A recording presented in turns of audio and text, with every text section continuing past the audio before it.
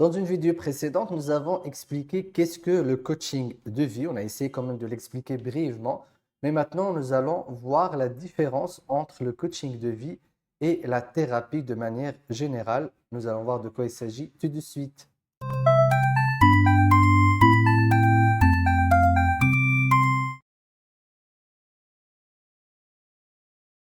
Alors avant cela, je vais me présenter. Donc, je m'appelle Faisal Afidi, je suis CEO et fondateur de Happiness Engineers, qui est une plateforme d'accompagnement et de formation en développement personnel et en coaching de vie. Donc, on va expliquer dans cette vidéo quelle est la différence entre le coaching de vie ou les points communs entre le coaching de vie et la thérapie. C'est un sujet un peu complexe euh, qui peut porter à confusion, mais on va quand même faire en sorte à ce que vous puissiez bien comprendre le coaching de vie et ces terrains d'interaction ou des fois de chevauchement ou carrément de double casquette dans coaching de vie et thérapie. Alors, je rappelle, le coaching de vie, c'est un accompagnement global, généraliste, en utilisant la posture, le cadre, les outils et la démarche du coaching, qui est une démarche à part, spécifique, précise, avec donc un processus et une approche qui nécessite de la formation et surtout de l'entraînement. Ce n'est pas quelque chose qu'on peut apprendre comme ça que de manière théorique. On a besoin de nous exercer et de travailler donc sur la démarche techniquement, comment pouvoir y arriver.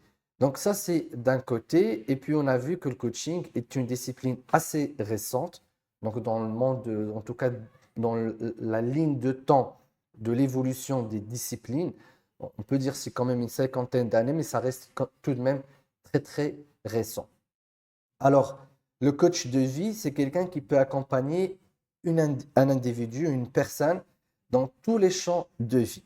Donc, que ce soit relation conjugale, amicale, projet, entrepreneuriat, euh, profession, etc. Donc, c'est une approche qui permet de traiter donc des sujets divers et variés parce que la démarche est toujours la même. Bien évidemment, on pourrait se spécialiser ou envoyer le client vers un coach spécialiste d'un sujet en particulier, donc dans une thématique en particulier. Mais là, le client, il aura besoin de coaching plus avis d'expert. Et donc, il aura besoin aussi d'une expertise. Donc ça, c'est un autre sujet. Mais quand on travaille du coup en tant que coach de vie, nous avons euh, nous faisons face à des obstacles psychologiques, à des problématiques psychologiques qui ne sont pas forcément des maladies ou des pathologies, mais qui sont en fait des situations qu'il va falloir dépasser au plus vite et qui nécessitent une intervention à style ou avec une connotation thérapeutique. Je parle par exemple de phobie, de troubles d'anxiété, d'attaques de panique, peut-être d'insomnie, d'un stress chronique, d'une dépression légère et ainsi de suite. Et le coach de vie sera amené, dans ce cas-là, soit à envoyer le client vers un psychothérapeute ou un thérapeute ou un psychologue s'il s'agit d'un problème très complexe, ou le coach de vie peut entreprendre lui-même la démarche thérapeutique, mais on parle ici de psychothérapie ou de thérapie brève. Dans ce cas-là, il va falloir que je vous explique qu'est-ce que la psychothérapie et qu'est-ce que les thérapies brèves. Alors, pour vous expliquer cela, il va falloir qu'on fasse la différence entre la psychothérapie, la psychologie et la psychiatrie. Et souvent, on ne fait pas la différence et les gens ont beaucoup de confusion quand ils cherchent une démarche d'accompagnement entre ces trois disciplines. Et même pour les personnes qui voudraient se former et apprendre donc à se spécialiser dans une démarche donc, de coaching de vie. On va parler tout d'abord donc de la psychiatrie. Alors la psychiatrie, c'est une discipline médicale. Donc la personne a fait des études de médecine. Donc c'est un médecin généraliste et qui s'est ensuite spécialisé dans la psychiatrie. Donc il a fait l'hôpital psychiatrique, son internat sur place. Il s'est spécialisé dans les maladies donc, psychiatriques. Quand on parle de maladies psychiatriques, là on est souvent face à des personnes avec qui à des moments on peut plus converser. c'est des cas d'hallucination, de schizophrénie avec ses différents degrés de sévérité. On a des dépressions à des degrés très avancés et d'autres pathologies, donc de personnalisation et ainsi de suite. Donc là, il y a souvent une difficulté à intervenir que par la parole. Donc on intervient également par donc, la pharmacologie, donc par la molécule. Donc on utilisera ici des molécules, donc des médicaments, et c'est le seul ou la seule personne qui est habilitée donc à donner des traitements médicaux. Donc c'est le psychiatre. Il peut aussi donc euh, obliger ou suggérer ou imposer une internalisation dans l'hôpital psychiatrique ou à l'hôpital psychiatrique. Donc euh, souvent ils ne sont pas formés au traitement par la parole ou à l'accompagnement par la parole. Donc, ils font des consultations et souvent, ils vont proposer des médicaments. Alors, encore une fois, il n'y a pas de frontières rigides. On peut avoir des psychiatres qui sont formés à la psychologie ou qui sont formés surtout à la psychothérapie. Ça, on en voit assez souvent, donc aux techniques psychothérapiques, donc aux thérapies brèves. On va y revenir. Mais on va essayer ici de faire donc des limites pour que vous puissiez faire la différence entre ces trois disciplines. Donc là, on a le médecin, donc il fait des consultations, il va voir la maladie psychiatrique, il va essayer de chercher l'origine. Ils sont très formés à l'approche donc neurologique de la maladie, donc il va essayer de trouver le défaut au niveau des molécules. Et souvent, quand on a un problème, quel que soit un état émotionnel, bah, il y a aussi un état physiologique et moléculaire et au niveau des neurotransmetteurs, etc. Donc, effectivement, la médecine, elle avance vers des corrections moléculaires. Et ça, on le fait, ou des carences ou autres, au niveau des micro-aliments, etc. Donc, on a des manques ou des problèmes physiologiques par lesquels on peut corriger des défauts mentaux. Donc, ça, c'est l'approche psychiatrique. On a ensuite le psychologue. Alors le psychologue, quant à lui, c'est quelqu'un qui a été formé à la fac. Il a fait la faculté donc de psychologie, peut-être de sociologie, ensuite il s'est spécialisé en psychologie, mais souvent on démarre ou philosophie à la base. Certains pays, on démarre d'abord par la philo, mais maintenant il y a des disciplines spécifiques donc à la psychologie. Donc il a eu une licence en psychologie et ensuite un master en psychologie, peut-être un doctorat.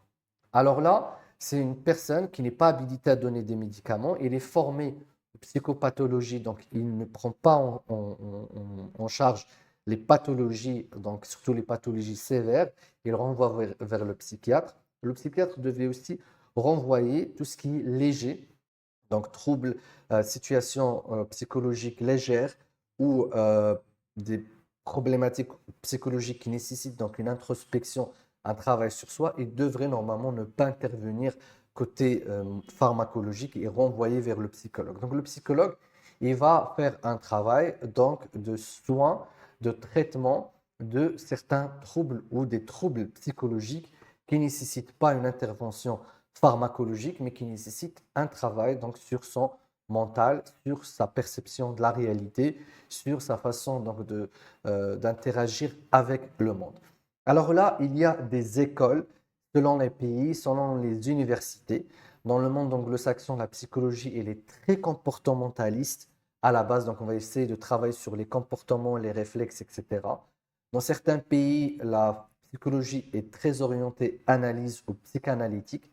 On va essayer un peu aller dans le passé et d'aller vers les traumas donc du passé pour traiter le présent, voire le futur.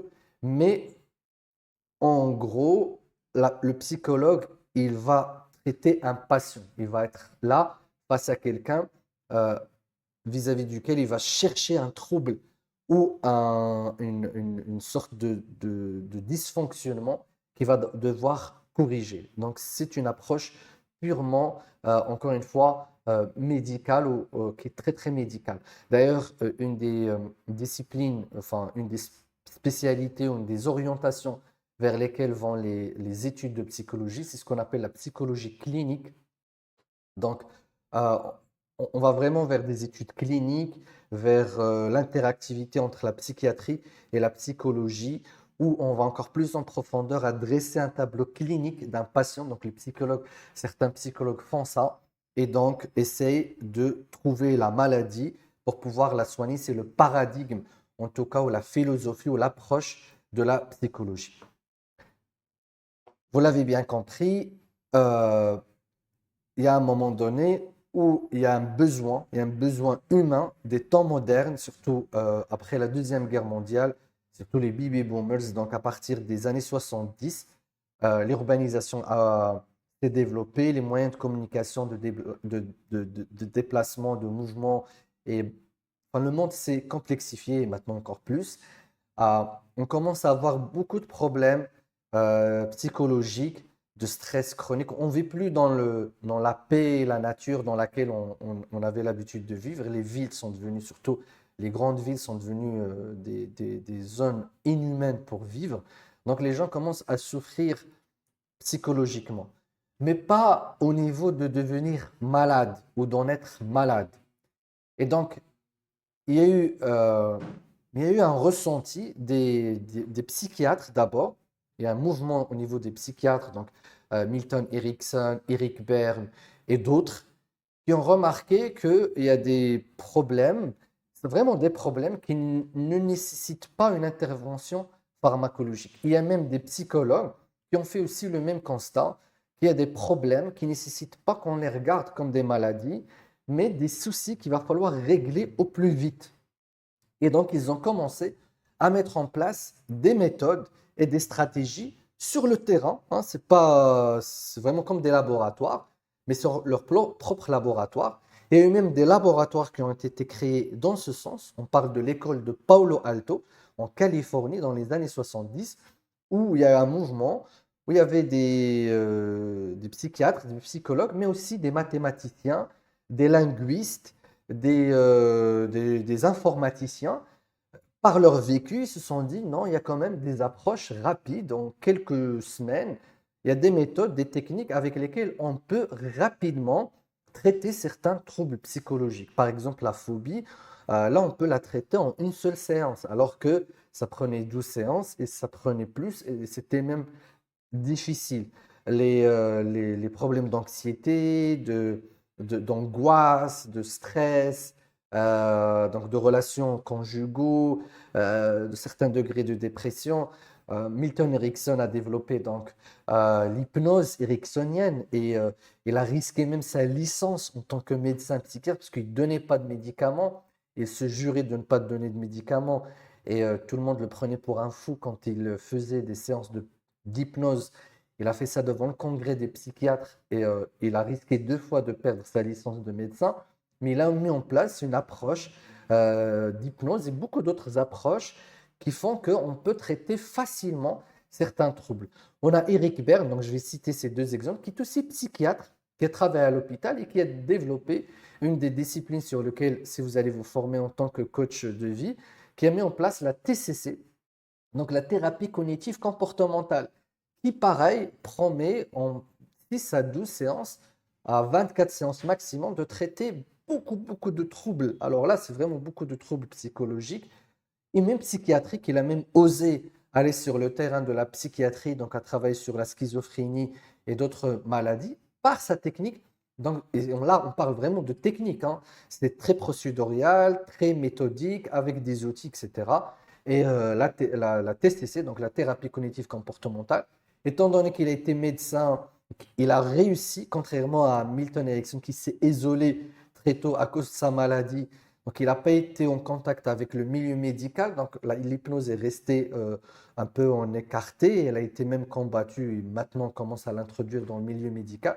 Mais Eric Berne, lui, est resté dans le réseau et il a pu faire rentrer donc, la TCC dans les laboratoires d'études médicaux. Donc, elle a fait l'objet de beaucoup, beaucoup, beaucoup d'analyses, beaucoup d'études. Et d'ailleurs, on sait qu'aujourd'hui, et ça c'est Martin Seligman qui le dit, donc le fondateur de la psychologie positive, le spécialiste de la dépression, qui a fait beaucoup d'études là-dessus, que la TCC permet de soigner la dépression au même niveau que les antidépresseurs, avec une grande différence, c'est que la TCC permet de ne pas faire une récidive. Donc, on ne retombe pas dans la dépression si on passe par un traitement via la TCC. Et la TCC, c'est une série de techniques faciles à adopter. Donc, ces gens-là, quand ils ont commencé à avoir des résultats, et on est dans un milieu assez libéral comme les États-Unis, bah, il y a des gens qui sont venus s'intéresser à leur méthodologie, psychologues, psychiatres, sociologues, des gens comme vous et moi qui s'intéressent à l'aide et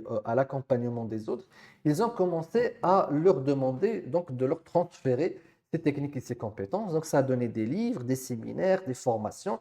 Et donc, on parle ici de thérapie brève. Donc, il fallait donner un nom à ces approches-là. Donc, on les a appelées les thérapies brèves parce qu'elles ont l'avantage de traiter rapidement et directement donc, une problématique psychologique.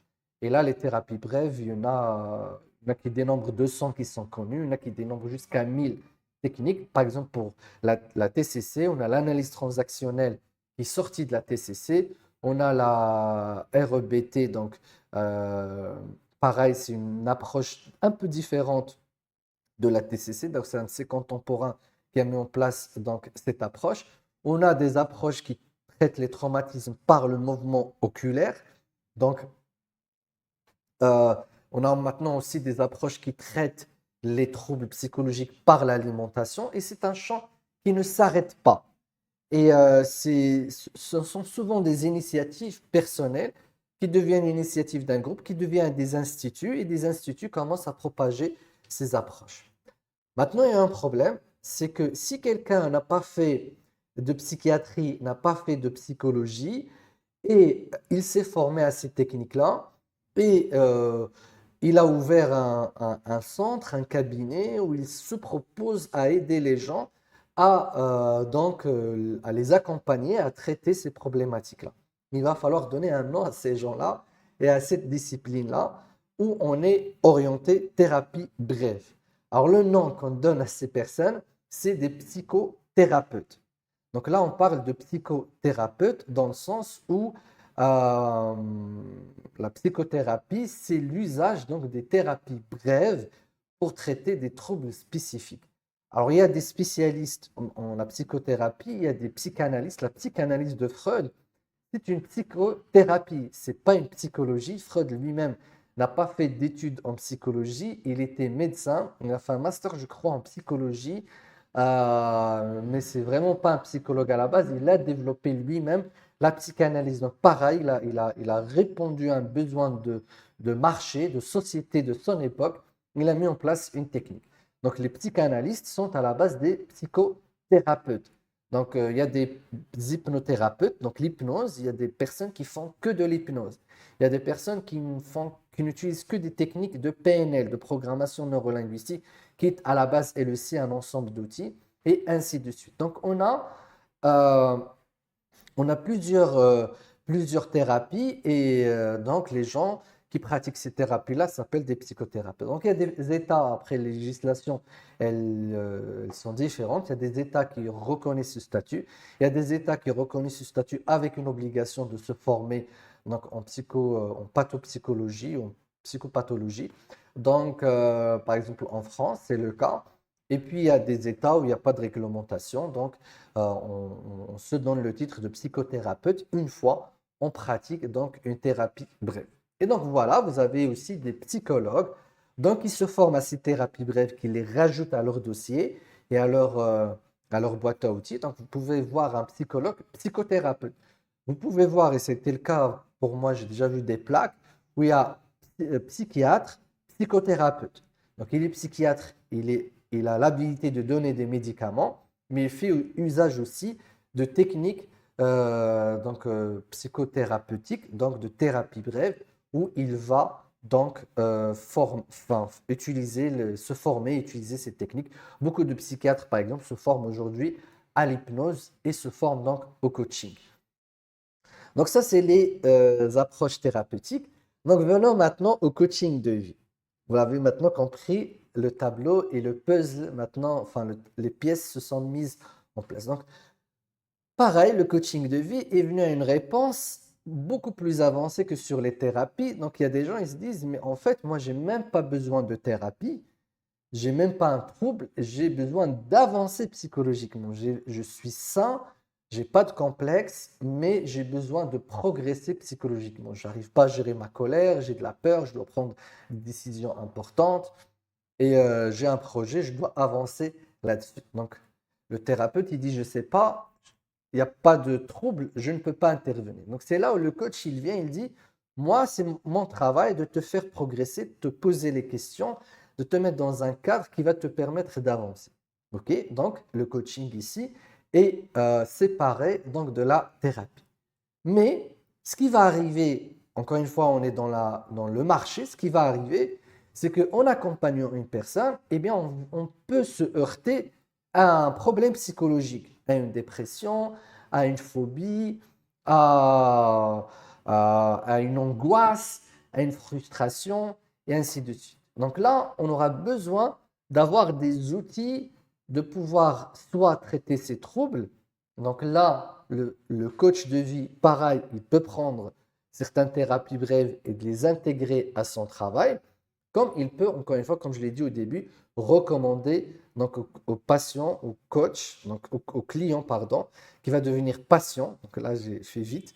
Donc au client qui va devenir patient, qui va aller chez le thérapeute. Mais dans le terrain, les coachs, étant donné que c'est des gens qui se forment et qui veulent toujours, et c'est un truc humain, on n'a pas envie de s'arrêter si on peut avoir une boîte à outils beaucoup plus étoffée avec plusieurs techniques, pourquoi pas? Donc on va avoir un coach de vie et c'est ce que nous on recommande, c'est de commencer par le coaching de vie comme ça, on a un accompagnement de manière généraliste et ensuite alimenter sa boîte à outils par des techniques. Donc je peux être coach de vie, c'est ce que je recommande, c'est qu'on commence par coaching de vie et ensuite euh, avoir l'hypnose comme démarche, avoir la TCC comme démarche, avoir les outils de PNL comme démarche, avoir le MDR comme démarche. Et selon mon accompagnement, je reste coach, je fais du coaching, mais à un moment donné où je vois un obstacle, une problématique ou quelque chose que je dois supprimer et que le client veut que ça soit fait vite, je peux faire appel donc à une démarche d'hypnose ou de MDR, etc. Par exemple, on va travailler sur, des fois ça arrive, hein, on travaille sur la reconversion professionnelle d'une personne ou de son évolution dans son entreprise et elle se heurte à un problème donc de gestion de colère. Donc, elle n'arrive pas à gérer sa colère, donc on ne peut pas lui donner un poste de responsabilité. OK, dans ce cas-là, qu'est-ce qu'on fait? Eh bien, on va falloir travailler sur cette gestion émotionnelle des colères. Alors, on va retrouver qu'en travaillant sur cette colère, qu'il y a un traumatisme lié à un événement passé qui fait émerger cette colère parce que le traumatisme est lié. Par exemple, j'ai été harcelé au travail, il y a des scènes qui me rappellent cet harcèlement, alors je perds tous mes moyens, et je me mets en colère, mais vraiment d'une façon inappropriée. Donc là, il va falloir traiter ce traumatisme. On ne va pas aller dans une psychanalyse très longue pour traiter ce traumatisme. Soit on fait appel à l'hypnose, soit à la TCC, soit à l'EMDR. Et là, toutes elles sont bonnes selon aussi le profil du client. Il y a des clients qui préfèrent s'hypnotiser, c'est plus simple pour eux. Il y a des personnes qui détestent ça ou qui ne veulent pas, qui ne l'acceptent pas, qui préfèrent des démarches beaucoup plus cognitives. Donc là, on va aller vers la TCC et ainsi de suite. Donc, c'est ça la démarche de la thérapie par rapport au coaching de vie. Donc, c'est comme si la thérapie était là, elle alimente donc le coaching de vie en outil et elle alimente aussi la psychologie et la psychothérapie. Mais ce qui est vraiment très dynamique, c'est le domaine des thérapies brèves parce que ça bouge et ça bouge tout le temps. Et d'ailleurs, ces derniers temps, je vois des psychiatres qui font des podcasts qui expliquent que il y a par exemple la micronutrition peut avoir un grand impact sur le bien-être humain. C'est un sujet qu'on va traiter au sein de Happiness Engineers. Voilà, merci beaucoup et à très bientôt.